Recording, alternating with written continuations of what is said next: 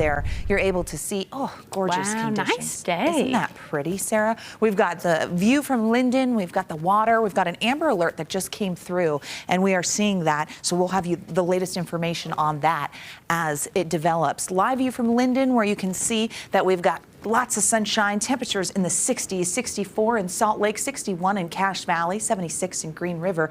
We've got low 70s down towards Lake Powell, and we've hit 80 degrees in St. George. Temperatures are above average statewide. 70 is actually the average high in St. George, so running 10 degrees above that right now, and the warming trend will continue. As we get through the next several hours, those 60s will turn into 50s with clear conditions. By ABC4 News at 10, it will still be 55 degrees. That's closer to our average daytime high in Salt Lake. 58 is usually where we are, but we're above that today. Live view from Cedar City, pretty shot there. Upper 60s right now in Iron County with lots of sunshine. And we know that high pressure does this. It clears out our skies. It allows for the temperatures to really climb above average. High pressure brings sinking air, so subsidence, clear skies through the entire region.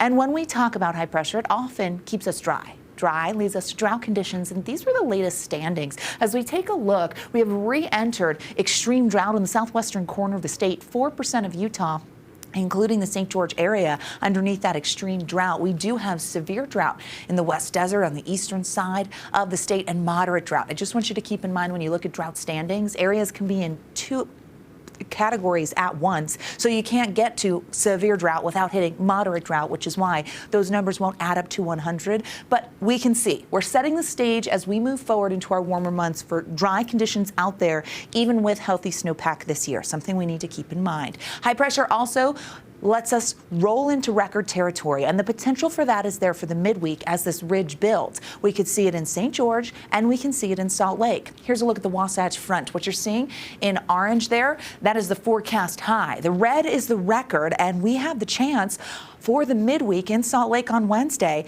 to break that record. That would also be the earliest 80-degree day on record. I also think on Thursday, with southwest winds really picking up, we have the potential to be above average there and also break the record. We'll see what happens. As we look at St. George, they're in record territory tomorrow, and then again Wednesday. Thursday, things start to ease, and it's for the same reason. Those winds, we often see the upslope there. Temperatures drop Friday and Saturday as our next storm system rolls in. Now, we have hit 80 in St. George, but could we hit 90? Well, it's a possibility. Earliest we've ever done that is April 2nd, and that was back in 1966.